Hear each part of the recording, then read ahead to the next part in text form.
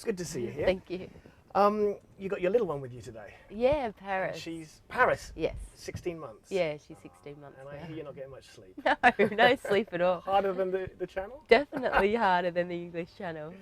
I'm still in shock that I'm a mother. Oh, really? Yeah. Really? So, look, one of the reasons I got you here is because I've always admired what you've done, and you're one of these people that sort of stood out from the crowd, you know, quite a lot. And I want to know, how did you do that? I mean, how did just a little girl stand out that far from the crowd? What did you have to change to do that?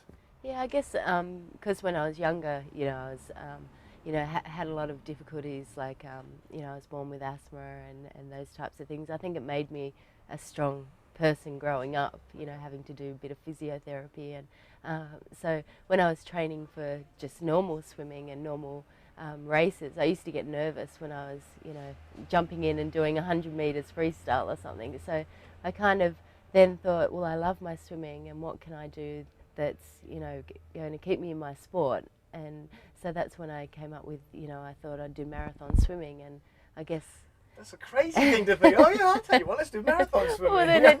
well, then if I'm in the water for that long, then, you know, I get over my nerves. So so that was kind of the main reason. And then when I was 15, I thought, you know, what do you do as a marathon swimmer? And the English Channel is one that sticks out. So yeah, that's when I met. So you always loved swimming? Were you lucky enough to find swimming at a young age and go, this is it, I want to do this, this is fabulous? Or did you try a few different things? No, I always did swimming because I come from such a big family. I think it was cheaper for Mum to put us all in the car and go to one sport. So yeah, we all did swimming, and yeah, that's when we did the family relay of the English Channel as well. Oh, did you? Yeah, so we've all got that background. Okay. So you say, how many in your family? There's 5 kids. Okay, so there's 5 kids in your family. They're obviously good swimmers if they're doing family relays, but you were the one that stands out, at least, you know, everybody knows you to a greater degree. Why did you stand out? What was it about you? Was it your asthma? Was it the fact that you got a hard time perhaps growing up that made you? Yeah, I think so. I think, you know, because I, you know, sometimes get teased at school if, you know, you know, your asthma gets in the way or something like that, and that makes you tougher. But the sport gave me my confidence. So, but yeah, with those swims, I remember after the English Channel, I did that, and then, you know, to kind of get sponsorships, you have to stand out. You have to be different to other people. So I thought, you know, what's a swim out there that no one has ever done before? And that's when I read about Cuba to Florida. Yeah, so but that's so true. You have to kind of do something that stands out. Otherwise, you know, you can't get the sponsorship. You can't, you know, travel to get there. You're naturally shy as well, aren't you? Yeah. So was it hard for you to stand out? What did you have to change about yourself, or what did you have to draw on to be able to get yourself out in front of the cameras and to make a big splash? Oh, I do look back at, you know, some of the interviews that I've done when I was 14, and I had my hair like pulled down, and I was so embarrassed to even be talking. So, okay. But you overcame it, you see, and this is what I'm interested in. How did you overcome it?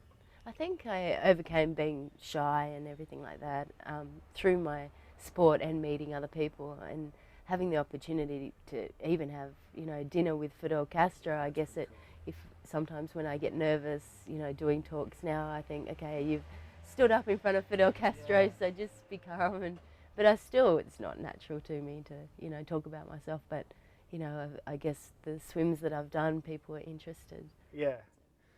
So are there, you know, you've had other trials and tribulations in your life as well. And what would you say that the lessons you learnt through your persistence in swimming have helped you with that, or was it a totally different set of skills that you needed to deal with them? No, I think you're right. With my swimming, it's made me dedicated to, you know, my whole life as well. Like, you know, you get that discipline at a young age, and, you know, I had a really hard coach that, you know, would kick you in the pool if you didn't get in the water, and I mean, in a not, you know, in not an abusive way or anything, but he was very, very tough. You'd cry through your goggles. Really? And every Saturday I used to have to swim 6 hours non-stop, and while all your friends are out shopping and things like that. What got you coming back?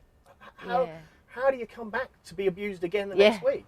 I think it's just all to do with respect. Like, I respected my coach so much, and I would never quit because, you know, in a way you love them, you know, because you know that what they're doing now, the hard work you're doing in training is going to make it so much easier when you do the English Channel. And I found it was easy because that hard work was so hard. So I think it's the people that you meet along the way as well. Like, he was a character, my coach Dick Kane, and the people around me were all characters and believed in these weird and things that I wanted to do. They didn't flinch. I was like, Mum, I want to do the English Channel at 15.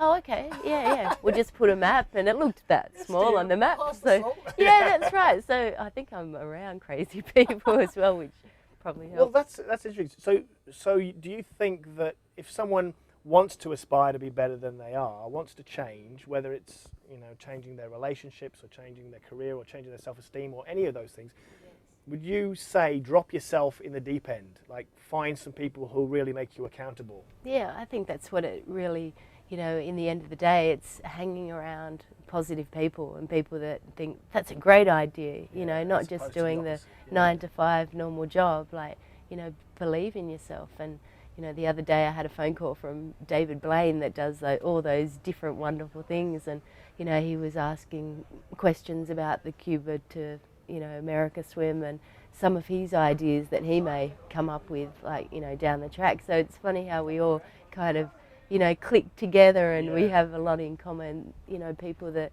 want to do something that's never been done before, and that's what keeps life exciting, I guess. Absolutely. Really. So let's say you're halfway across, or 3/4 of the way across to Cuba, and you're dying and your muscles are cramping and you're full of seawater and you're thinking, this was a really stupid idea. What keeps you taking the next stroke, apart from the coach who's been behind you? And because at the end of the day, it's still you in the water. Yeah, that's right. That's exactly right.